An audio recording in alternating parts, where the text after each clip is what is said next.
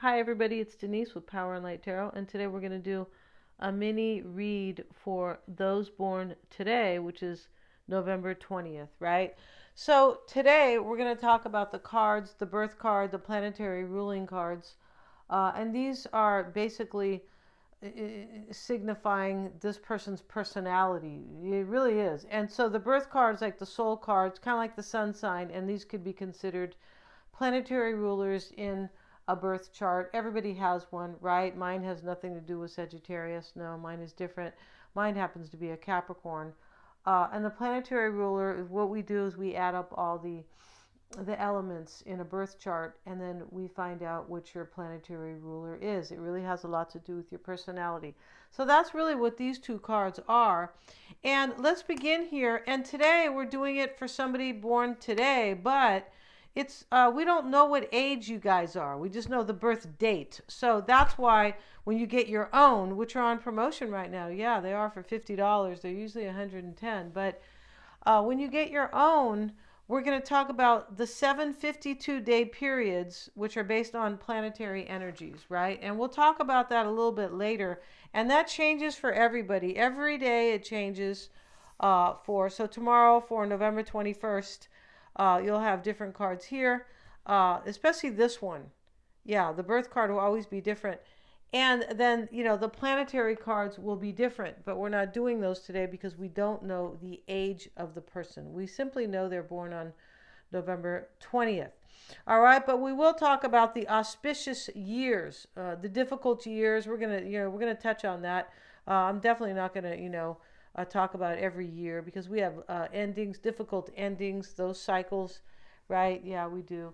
And those auspicious years are also based on planetary periods that are 13 years, and those are based on the same 7 planetary periods we have in a year, but more long range. Yeah, and when you get your mini reading, you also get, not your mini reading, when you get your full reading or forecast, you also get your long-term theme for the year. So for some it's love, and for some it's money, for some it's new endeavors, for some it's spiritual growth.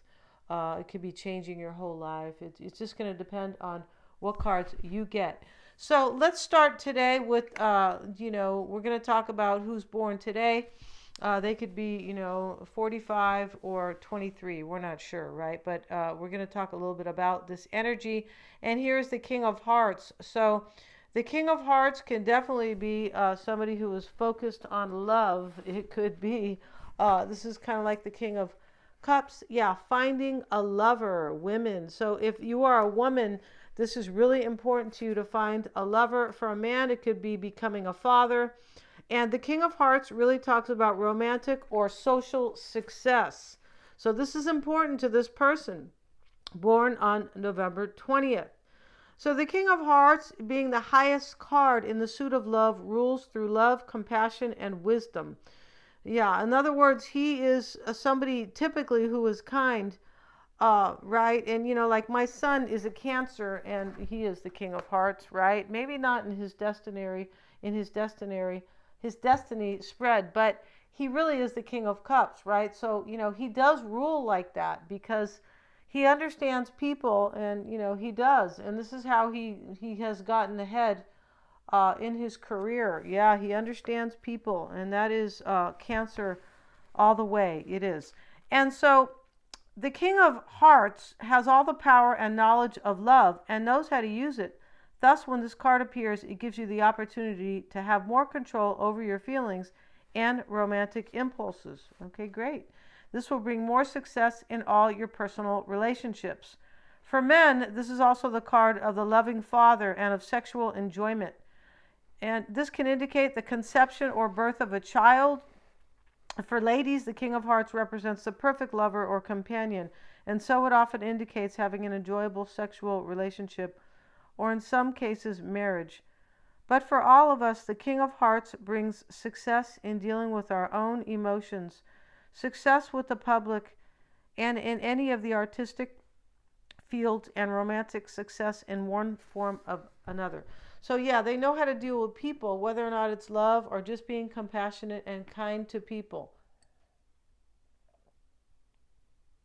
People will not do things for you, and if you're if you're some type of a supervisor or manager, they don't want to do, they want to do the least amount of work, right? Because, but when you're kind, like if you're, if you're kind of ruling with an iron fist, when you're kind, people will, people are more open to doing, favors for you or helping you and things like that. So let's have a look here at the planetary ruling cards, and we start with the Four of Clubs. And let's have a look at that Four of Clubs. And this talks about organization and clarity of mind brings peace of mind. So let's move this card over. And the Four of Clubs, these are kind of like swords. They are in this particular deck. They actually are, but not every card will be identical, right, to another Four of Swords, or if the next one's the Five of Clubs. They're not all entirely identical. But they do definitely vibe with each other. They do have meaning, yeah. And so the Four of Clubs is a card of mental satisfaction and stability. Whenever this card appears, you can bet that you will experience some mental peace for a while. Any sort of mental occupation you may be involved in will benefit from this stabilizing and practical influence. Okay, so this is somebody who's organized, and they have their thoughts kind of organized as well. This is a good time to make plans for the future, since you are thinking clearer than ever. Yeah, this is not somebody who's walking around with their head in the sand. No, it's definitely not. This card brings organizational ability and the ability to achieve a solid foundation of knowledge about a particular subject. Just watch out for a tendency toward fixed mental attitudes that could alienate you from others. Yeah, like it has to be that way, right? Yeah, try not to do that, right? Yeah, and even if you think like that, just keep it to yourself. That'll be okay, right? I mean, right? It's fine if you think like that, but it's like other people don't want to know that, right? Yeah. And so let's look at the Four of Spades. The Four of Spades is, and it's interesting because the fours are about stability. And so now we have the Four of Spades here, and the spades in this particular deck are the wands. So we have the Four of Spades here. Hard work brings stability and protection. So the Four of Wands, we already know that is about stability, right? It is four walls, four wands. Somebody's getting married. Could be a happy celebration, but fours are foundational anyway. Yeah, they are. The basic meaning of the Four of Spades, rather. I beg your pardon, you guys. The Four of Spades is a card of satisfaction and stability in health, work, and all affairs in general. Recovering from illness and any work-related problems can be experienced under this influence. It can mean hard work and steadily, but usually this is a welcome situation, making us feel more secure and stable in our lives. That's a great card. Essentially, the Four of Spades is the strongest card of security and foundation in our life. When it shows up in our reading, we will always achieve this kind of satisfaction. So whoever has these cards definitely has a good, I mean, if we were to say this was a birth chart, we would say great, right? Yeah, these are good cards in terms of your personality and yeah, things like that. Exactly right. So now let's talk a little bit about the periods, right, that are predicted or forecasted, I should say, with the 752-day periods, which start on your birthday. So the first period is Mercury, and this could be a time, we know Mercury is Gemini, we know that, and Virgo, but Mercury is a time of clear thinking. It's kind of like the King of Swords, the Queen of Swords, right? But it's all about the intellectual pursuits. And so you may be thinking about that like from today here on out. Intellectual pursuits, projects that, take the mind, use the mind. This person does have a clear mind, this person. Yeah, they do. And they are organized. Yeah, and they seek stability. These are good cards, whoever is born on this day, right? Yeah, definitely. And so Mercury can talk about a time. Mercury can talk about a time of quick and transitory influences, things that can happen quick and kind of just come in quick and go out. And this can definitely talks about a time where you might have a lot of new ideas in the Mercury period for November 20th, new ideas, and you could be hanging out with your siblings. Yeah, this is the first 52-day period that is forecasted in your reading. Before we go on, though, I did want to tell you here that you have your yearly card. I think I did mention that your yearly card talks about if you'll be getting married, moving, changing jobs, a spiritual evolution, whatever the major theme is for the year, right? We're not sure what it is for this person because, once again, we don't know their age. We only know the date that they were born. So the Pluto and the result cards that you would be getting in your destiny forecast. Pluto shows a mini ending in your life, right? It could be, it's kind of a death and rebirth. It definitely is. It's, this is Scorpio energy, death and transformation. There could be some type of ending in your life. Maybe it's a friend that you no longer want to, hang out with. It could be a way of thinking. It could be a major spiritual evolution, though. It could. Maybe you don't want to do the same type of work, or the same type of things don't turn you on anymore, right? The same hobbies. It could be. Okay. Now, the result card comes in as a blessing. A blessing after that mini death. Yeah. So this is what happens when we let things end that no longer serve us. A blessing comes in. Now we have, as part of your destiny forecast, you would have your environment and your displacement cards. The environment card is a blessing, yeah, in your life that keeps on ticking, right? All year long, the environment card will be providing some type of blessing to you. Yeah, even if that card's not great. Yeah, that's what's the cool thing about that. The displacement card, though, is something you will have to give to. Yeah, it's just how it is. It may be something you have to work on personally or professionally. It could be a major turning point in your life, the most destined year of all. That's sometimes the displacement card.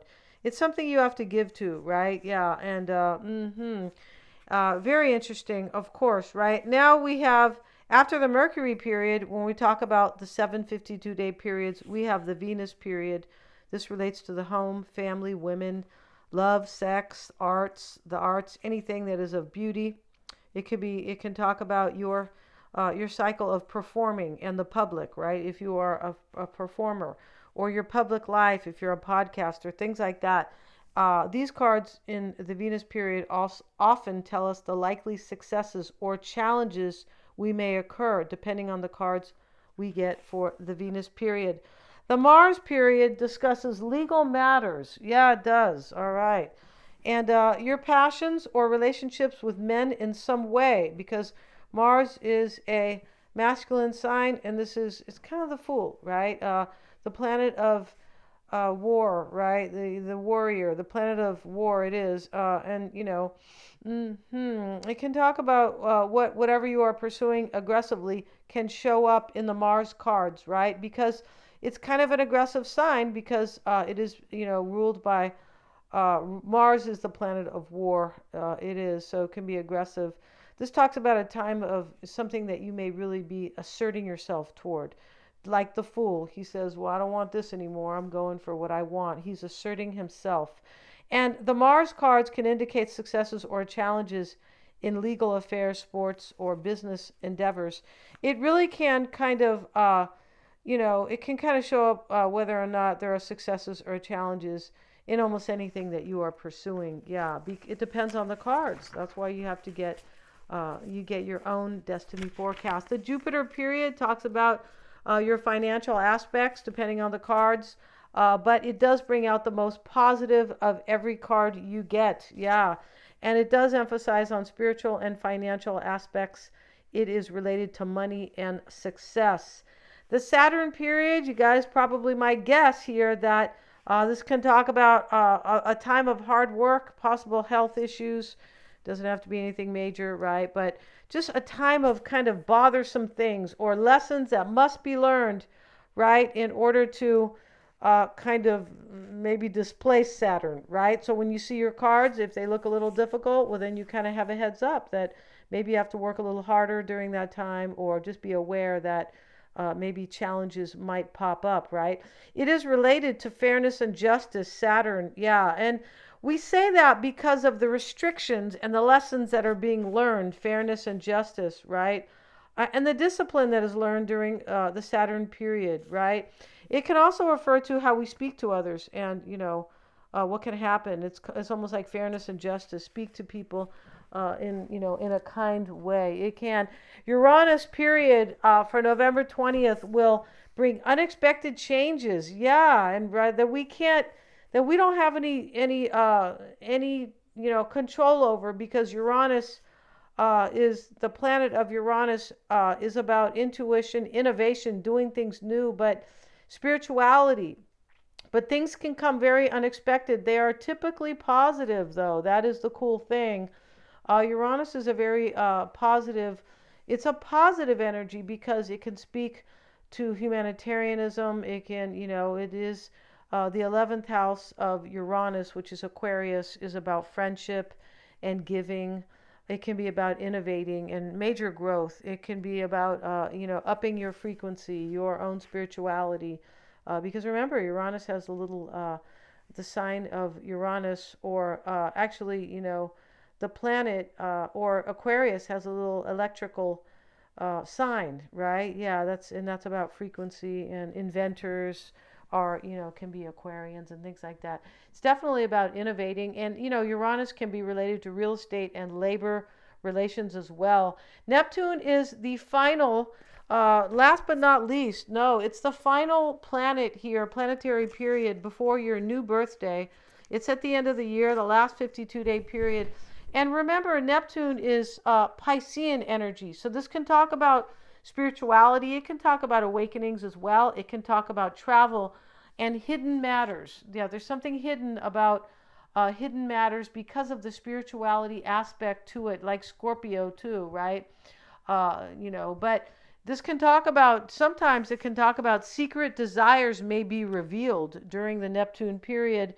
This is considered the hopes and fears period. It is. So really interesting here. And Neptune can relate to work or health. It can be a time where you are projecting your fantasies, right? Yeah, and they may come true as well during the Neptune period.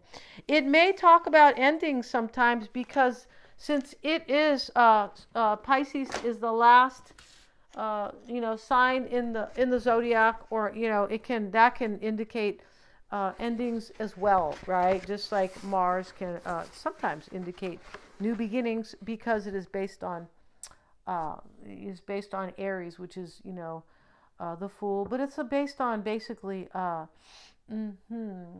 the ascendant, which is always kind of the beginning, because your ascendant sign is based on when you were born, right? It's a beginning.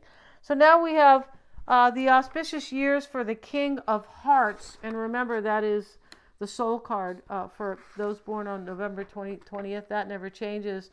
And we have the rebirth years will be 45 and 90. Wow. Okay. So, and purpose finding and fated years, I'll read a few of them. 22, 23, could be age 12 as well, because, yeah, interesting. So we have 23, 27, 29, 33, 39. It goes on. It does. And it goes on into the 40s, the 50s, particular years. For the 40s, it's 43 and 47. And blessed endings. Yeah, interesting. It talks about that. It could, it talks about the year of difficult endings. So for those born on November 20th, there could be difficult endings at the age of 23, 24, 25, 26, 27. Yeah, it's interesting there. And then 32, 33, 34, 35 as well. 36 and 37. Yeah, it could be a lot of difficult endings. They're not going to all be every year for you guys. It's not.